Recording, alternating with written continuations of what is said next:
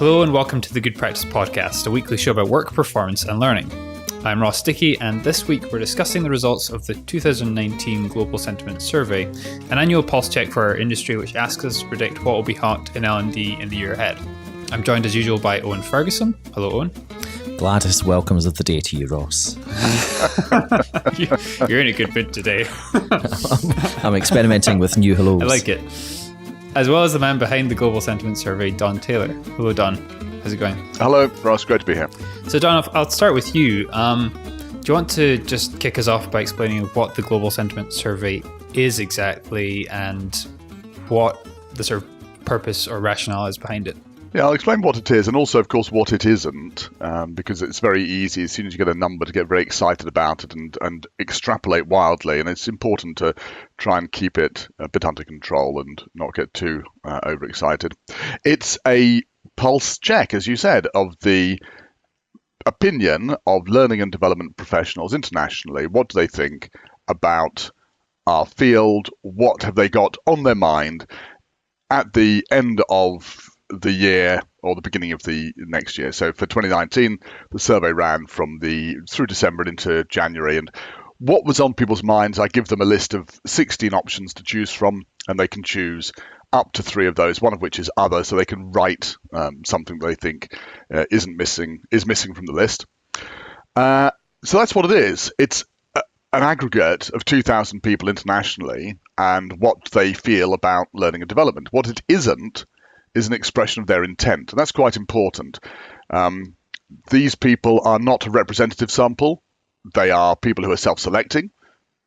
They're invited by social media and email, so they are probably more connected and savvy to the world of what's happening than the general population. That makes them non-representative, and so it's a skewed sample of people's feelings. Nonetheless, despite what I'm saying there, actually, it's been shown over time that very often, not always, but very often, when something is hot on the survey, it becomes common practice within 2 to 3 years. So the survey tends to be a very good leading indicator of what's coming down the line. So it's been running since 2014, and every year the question is the same, which is, what do you think will be hot in workplace L&D next year? How have you gone about determining the options that you'll present to respondents each year? I would love to say I have this marvelous scientific method. I don't. I, like everybody else, hang around a lot on Twitter and LinkedIn. I see what people are talking about, and if I think something looks like it's bubbling under, I'll put it onto the list. In addition, the other option gives me the chance to see what people think may be missing. So if people write something down, great, I may include that. And I've done that in the past. So this year, for example, performance support was included on the list, even though performance support really has been around for an awfully long time, since at least the early 1990s with Gloria Geary's work with electronic performance support systems. And it's not at all hot, or you wouldn't expect it to be. But because a lot of people mentioned it last year in the other option, I put it on, and it's scored reasonably well. So I do listen to a sort of variety of sources, including the survey and just generally what's happening. And I think that there are signals there that you're getting increasingly better at figuring out what those hot things are, because the number of people who are responding with other in the survey has decreased every single year. It's actually a relatively small proportion of people now. So I think you can say with a degree of confidence actually that the selections that you've made are a really good representation of what people would consider to be hot in L&D at the moment. I would love to accept that I'm some sort of guru at divining things. I think you're very smart to have noticed that steadily declining proportion of other over time. It's very interesting that's happened.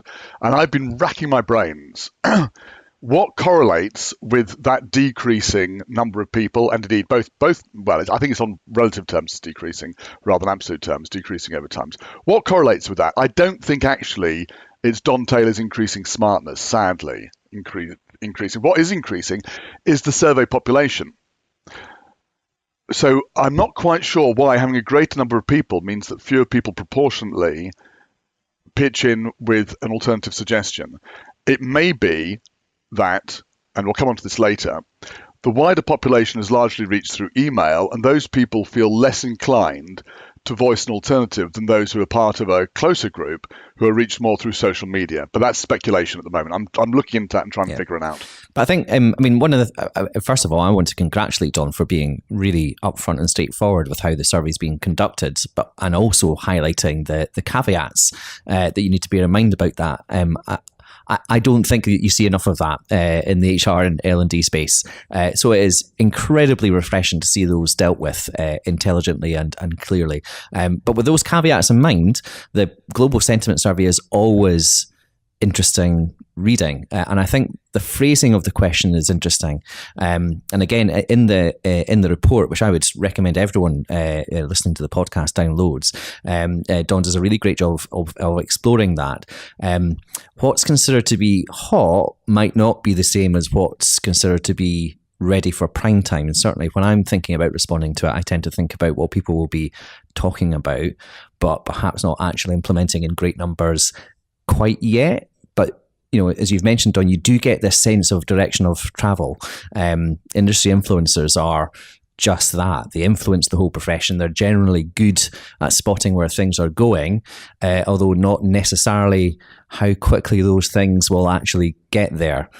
So that's a really perceptive point, and we all suffer from this. And if you look at the survey and how mobile learning, for example, has mobile delivery, I should say, has declined in relevance over the years. It was number one in 2014, and it's declined over the years. I think it's now number 8, and it would be even further down the table were it not for a surge in support it had later on, which we can talk about.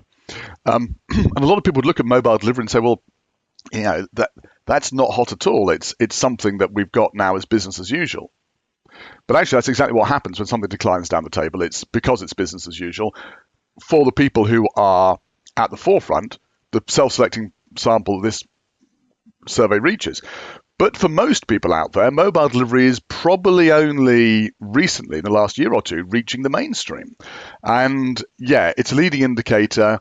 And all of us people who sit around frantically thinking about new hot things consistently underestimate how long it takes for something to reach the mainstream. Yeah. Absolutely. And so it would be worth exploring that, because one of the most interesting parts of the report I found, Don, was the what was your analysis of the two groups? So you had these two sort of phases of mailing out, of reaching out. You had this first cohort, and then you had this second larger cohort. It'd be interesting to hear your thoughts on the differences between those two groups.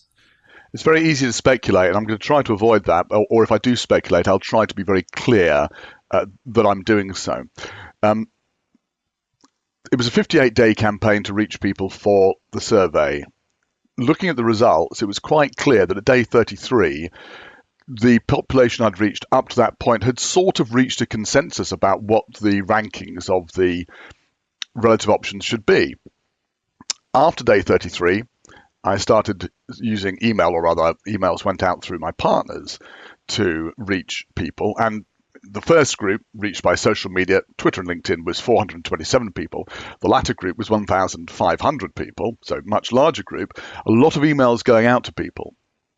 And they had different views about what was important. The near group were that's the first group, the social media group, were very keen on innovation. If it was new, it was rated more highly. If it was a methodology, it was rated more highly. And those people reached via social media. The people reached via email preferred the familiar.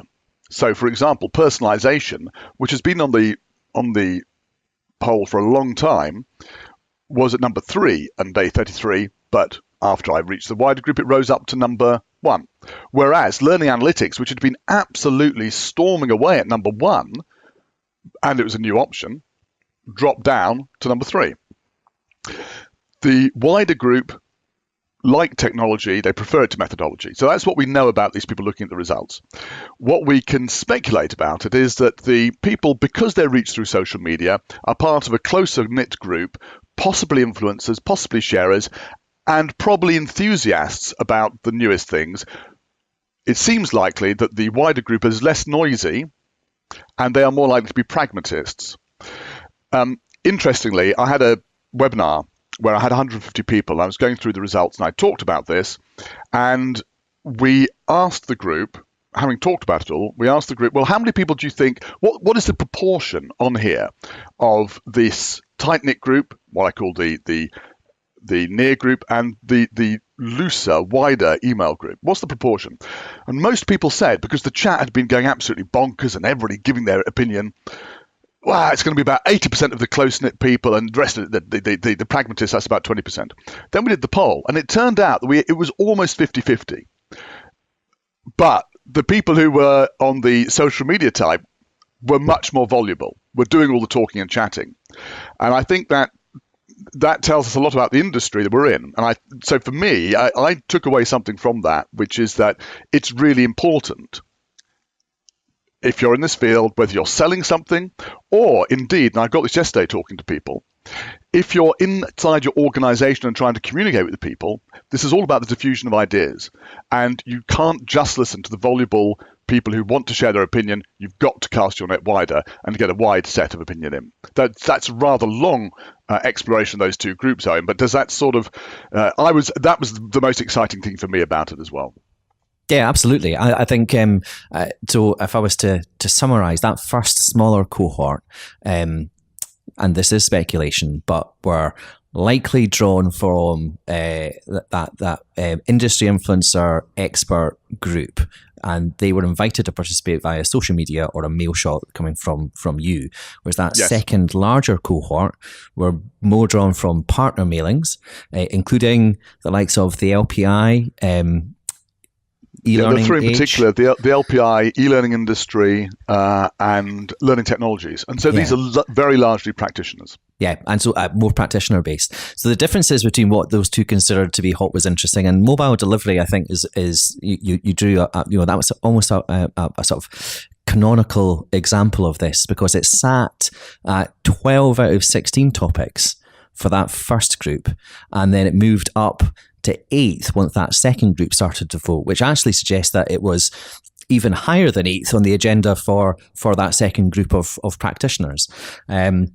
So it's kind of, it's almost like, as you say, mobile delivery, it's old hat. We know it's going to be important. Let's move on to AI. Yeah. Whereas for the people in organizations that, it's genuinely hard. There are hard security issues to deal with when you're delivering via mobile to a range of different devices. And so organizations have either had to come up with a solution to deliver to multiple devices, or they've had to go through a procurement process of buying a standardized suite of devices to give to their people, which is expensive. So it's not a wonder, I don't think, that right now the practitioners are saying, oh, thank goodness we can deliver to mobile now. That's really exciting. Yes, because for them, it is not the simple single use case. If I can get something on my phone, as you say, I can deal with a range of security and technical issues and different platforms spread across my probably diverse organization. And that's a much harder ask than simply getting one person to get something on their phone. But of course, as you say, the Twitterati or the people who are the people who are thinking about this stuff have already moved on. We're using our phones for all these things all the time, and we want to know about AI or indeed learning analytics, the very hot topics. What's interesting for me also is some of these things have gone mainstream. They've gone wide. Some things have gone niche. So over the years, some things have gone down to the bottom of the panel and just dropped off, like MOOCs, for example.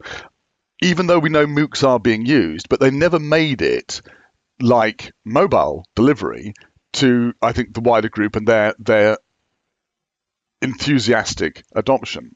So there's another piece of work to be done here, which is, why have some of these things not gone wider? And I'm going to be doing some work to look into that. And of course, some just go missing completely. Wearable technology. I had wearable tech as an option one year, and it came off straight away the next year because nobody was using it. So some things, that may just be a bad choice by me.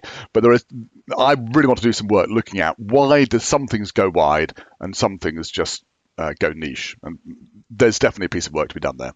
Yeah, I mean, the VR and AR thing's kind of a good example of that, actually, because the first group, I think, they rated that at 10th place, and then it sort of Yes. ended up in 7th position, which again would suggest that the second group rated VR and AR as more important, but it is one of those ones that sort of is kind of niche and hasn't really taken off. And actually Group A is kind of all the sort of the discussion amongst the Twitterati or L&D Twitter is kind of already moved on from there. Oh, well, I think, see, on the diffusion of innovation curve, I put all of this in the innovator and early adopter area before the early majority.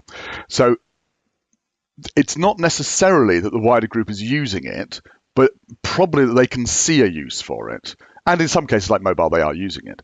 To get to the early majority, they have to jump the chasm, and that's another leap. So I think if you look at the two things that the wider group are more interested in, AI and VR, VR has had a huge amount of public, consumer-based news around it, as well as in the learning space. So is AI. These are both very big topics, and you can't avoid them. So inevitably, you're going to be thinking about this in your field if you're a learning and development professional. I think in addition, AI, of course, has a huge consumer impact. We use it all the time, and we see it being used as consumers of electronics services. VR, in addition, we know that prices have come down and the barriers to entry of using it have dropped dramatically, and there are some good use cases out there. So I think people can see it being a practical thing they can use. In contrast, again, with MOOCs, which, they look like a great idea, but people wrestle with, how do I actually put this to use? And I think for the wide group to be enthusiastic about something, they have to get a feeling for it, that it can be useful for them, and it's possible to put to use. And I think they feel that about AI and VR and AR, but they don't feel it about MOOCs. Yeah, MOOCs is an interesting one, and I think it'll be interesting to see if you explore that further, whether the very fact that they are massive and open is like one aspect of them, but the other aspect was just simply better online delivery of courses, and whether people in their heads have simply said, look, we're not doing MOOCs because they're not massive and they're not open, and we're not tapping into the resources that are available to absolutely everyone, but what we are doing is taking some of those lessons and making our courses a bit better. And so, there's almost two aspects of that. But I can see organizations saying, well, we're not really doing anything to do with MOOCs, but what they are doing is taking some of the lessons just to make that kind of structured content delivery much more effective. I think that's right. But I do know that still there is a huge reservoir of decent material out there in the MOOC world that people aren't tapping into. And I'm always puzzled by that. Well, I've done some work on it. I know why people aren't doing it, but I think it's unfortunate. If we could just hone in on some of the key findings from this report, we've sort of been teasing things out, I think, a little bit, but we haven't actually really sort of focused on the main takeaway, which there wasn't a clear winner as such in this year's survey, but there was a common theme amongst the three top results, which were personalization, adaptive delivery, AI, and learning analytics. And yeah, Don, in the report, you sort of refer to 2019 as being the year of data. What do you think is sort of driving that, or what makes 2019 the year that this is broken through? It takes time for things to come together in people's minds. And I think we've been talking about data for a long time. We've been talking about the possibilities offered by AI for a long time. I think what's happened this year is that people have finally said, and I can see that it's possible. I think we've had enough use cases of AI. We've seen enough of it in our life as consumers. And we know that even if we're not doing it ourselves or don't plan to for a couple of years, it's something that can clearly have an impact. I mean, literally an hour ago, I was on the phone to somebody in Shanghai who's doing an extraordinary job using AI to transform primary education in China. It's real, it's happening. You look at the stories of Georgia Tech's teacher assistant. Was it June Watson, who was, of course, a bot, but was assumed by people just to be a really efficient teaching assistant. And we get these instances popping up on our smorgasbord of inputs, whether it's Twitter, LinkedIn, something we're reading in paper or whatever, and enough of that comes to us, and we finally say, yeah, actually, I need to start thinking about this seriously, and it's hot and it's achievable. That's the point. It's the achievability that makes it the year of data. What I find really interesting is the rise in learning analytics here, number 3 on the list, but number 1 amongst the close group, the narrow group. And analytics have been around for an awfully long time in one way or another. I don't know that anybody I speak to can give the same definition as the person standing next to them as to what learning analytics actually means. But I think there's a strong sense that there's data here which we can interpret and help us do 2 things. One is to, and I think people use this, and probably incorrectly, one is to prove the value of what we're doing, but I don't believe that's necessarily where the power of learning analytics lies. And the other is to improve the process of what we're doing. So we don't have to prove, but we have to improve with learning analytics. And that's very powerful. You see where people are picking up stuff, performing better, correlate that with certain things you've done and tweak it to do a better job next time. And that is really happening now. And a lot of people like Laurie Nels-Hoffman talking about this and doing a great job explaining, again, in detail why it's achievable. And I think that combination of something that's sexy, hot, and interesting, and probably I could do it together, is what drives something up the table. Yeah, the learning and analytics piece I think was really interesting, and that you could speculate that showing value and consulting more deeply with the business are both fallen compared to the previous year's results. But with learning analytics being a new addition this year, you could speculate that those two are tied in people's heads. So actually, sort of being able to show data for behind the sort of learning interventions that we're doing actually sort of helps kind of tick those 2 boxes in a way.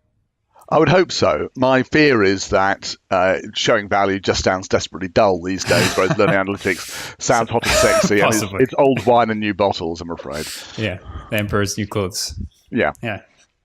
It'll be interesting to see how it plays out. I mean, I think a lot of people are saying for quite some time that, basically learning and development just needs to become a lot more numerate.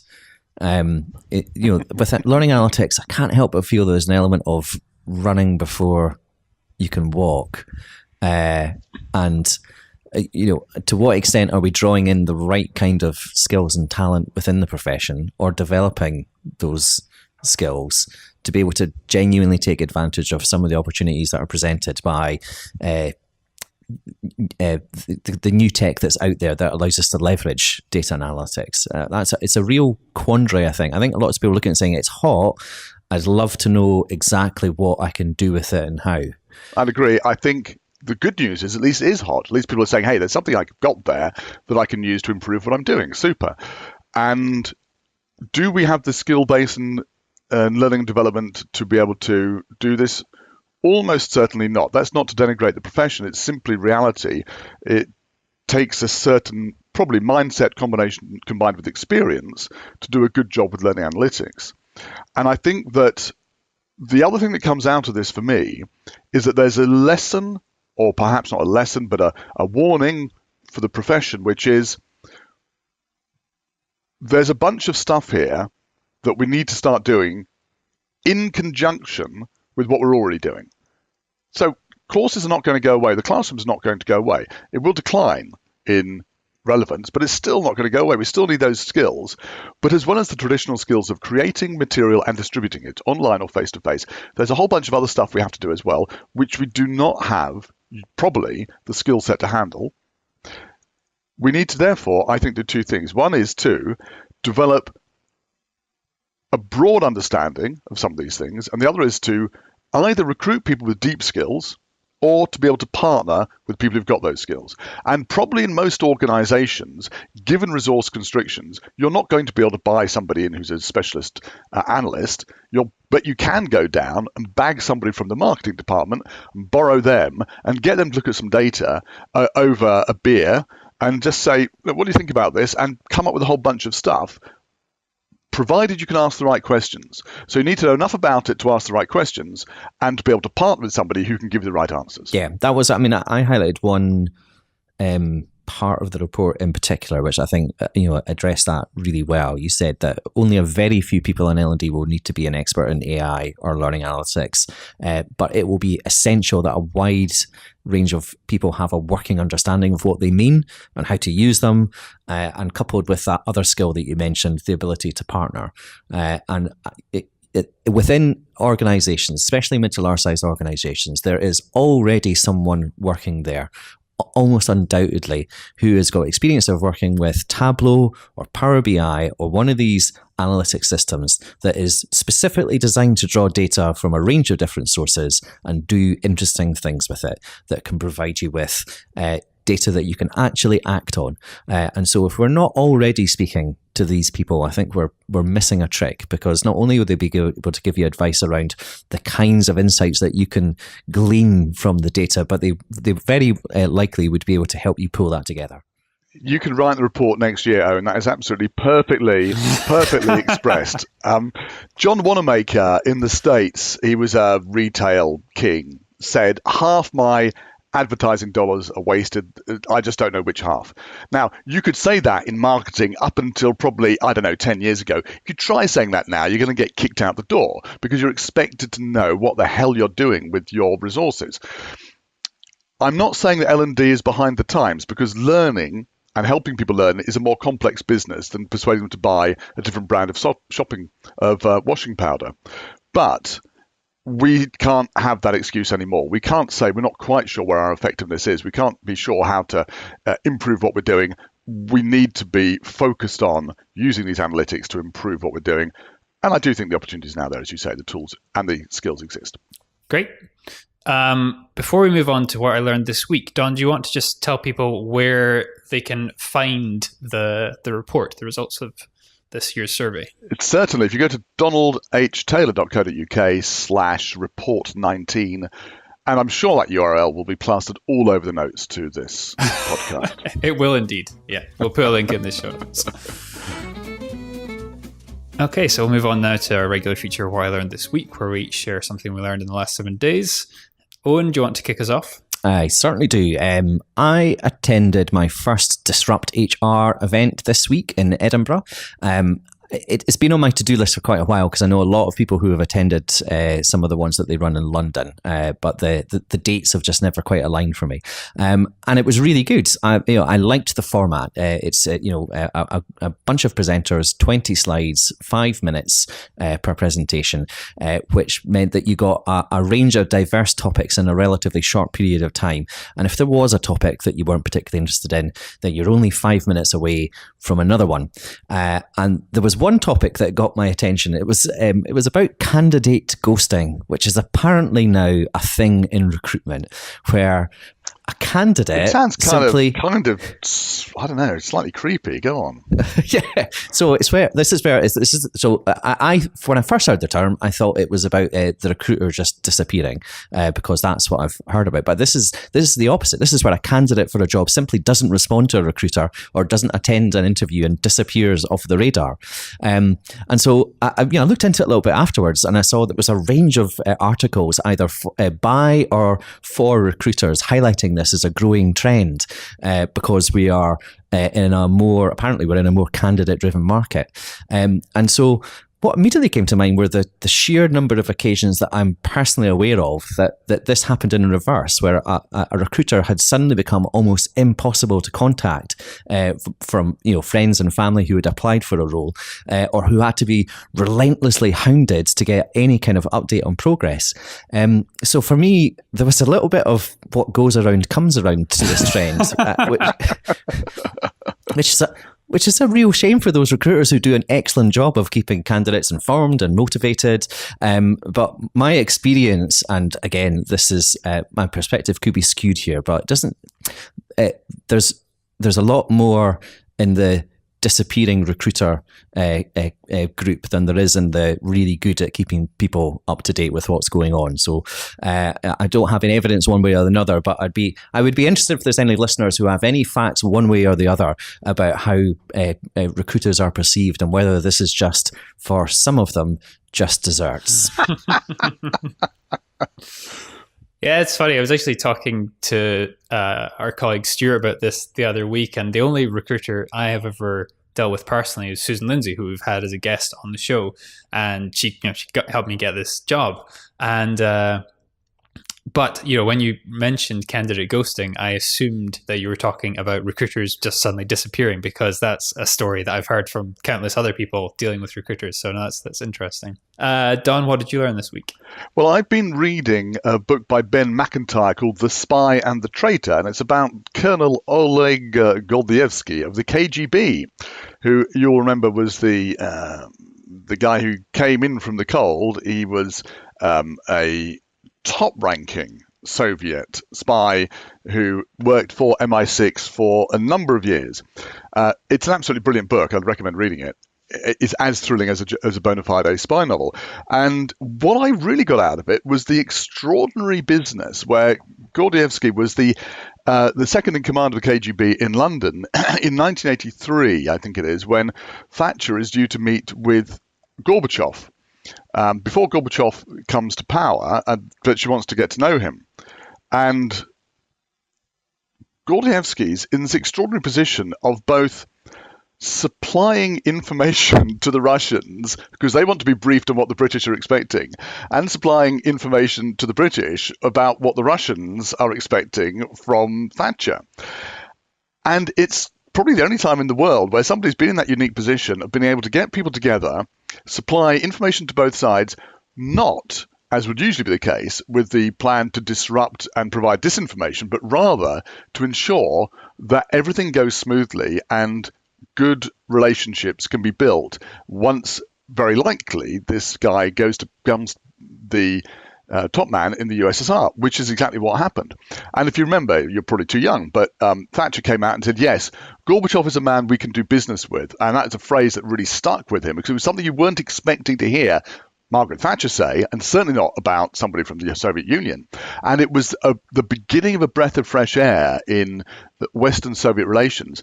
And as far as I can make out, a lot of it's down to this guy, without any hope of getting any reward for it, because he wasn't doing this for money, sitting in the middle and passing information one way and the other. Absolutely extraordinary story. That's remarkable. It's almost like the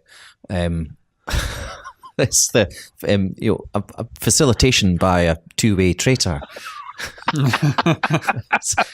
Yes, but facilitation for good. I mean, that's the extraordinary thing. He wasn't trying to screw things up, Yes, and it came on the back of the Star Wars initiative, and the months building up to that had been a real nightmare. There was this Able Archer initiative by the Western forces, which had been misinterpreted by the USSR as being the West getting ready, NATO getting ready for a preemptive nuclear strike against the USSR. And the nuclear tensions were at an all-time high. So it was a particularly well-timed intervention. Excellent. Well, we'll put a link to that in our show notes as well. Yeah, I'm sure Mr. MacIntyre will be very pleased. Undoubtedly. So my piece of learning this week revolves around customer service. I've been writing a piece of content for our toolkit about customer service and sort of how do you deliver great human customer service in an age where sort of self-service is increasingly the norm. And, customers, I think a lot of the time want to be able to solve the problems that they have without actually talking to another human being. And I actually had to contact two different companies this week, Apple being one of them. The other company I'm not going to name and shame, but it's a popular delivery service, so we'll leave it at that. And Apple, I don't know what it is. So when I phoned them up, usually when you contact call centers, you can tell it's a call center. There's that kind of murmur in the background. You feel like you're getting something from a script. You get the sense that they just want to resolve your issue as quickly as possible and move on to the next call. But with Apple, I don't know if they had some sort of special microphone, but it sounded like somebody was sitting in a room on their own talking to me, sort of friendly in a kind of, sort of matey-ish way, but not too much, not to the point where you thought, I just want you to fix my problem and get on with it. And I've had to contact them twice in the last sort of 6 months or so. On neither occasion have they actually solved the problem that I had, but I've left the conversations feeling, gosh, Apple are good at customer service. By contrast, the delivery service, I was contacting to try and reschedule a delivery, and got through to an automated thing, and then it started to asking me to say my delivery number out loud, and then you get down one of these sort of wrong paths on one of these automated services, and it's just easier to like hang up and like start again, and just completely different experience. So I don't know what I learned, but Apple are doing something right anyway when it comes to customer service. Even though they didn't solve your problem. Even though they didn't solve my problem, I still feel good about them. But did the other guys? I take it the other guys, the delivery service, didn't solve your problem either. Well, they actually, they did eventually redeliver the item, but it just the whole experience of dealing with them was a lot more. But hang on, have they solved your problem for you? And yet you're giving plaudits to Apple that didn't. Well, it's more the sort of the journey than the destination. I'm not sure what we're quite supposed to learn from that, Ross. But I know. Me neither. Yeah. Clearly, the trick is get a good microphone. That's what we're learning from. Indeed. And that's all for this week. If you'd like to share your thoughts on the show, you can find us all on Twitter. Owen is at Owen Ferguson. Don is at Donald H. Taylor. And I'm at Ross_Dickie. You can also tweet at GoodPractice or at GoodPracticeAUS. To find out more about Good Practice, our performance support toolkit, bespoke e-learning, and LMS, visit goodpractice.com. Next week, Ross G is back with Owen and guest Simon Heath to discuss how we can encourage creativity and innovation. Finally, if you've enjoyed the show, please do leave us a review on iTunes, as it helps new listeners discover the show. Thanks for listening. Bye for now.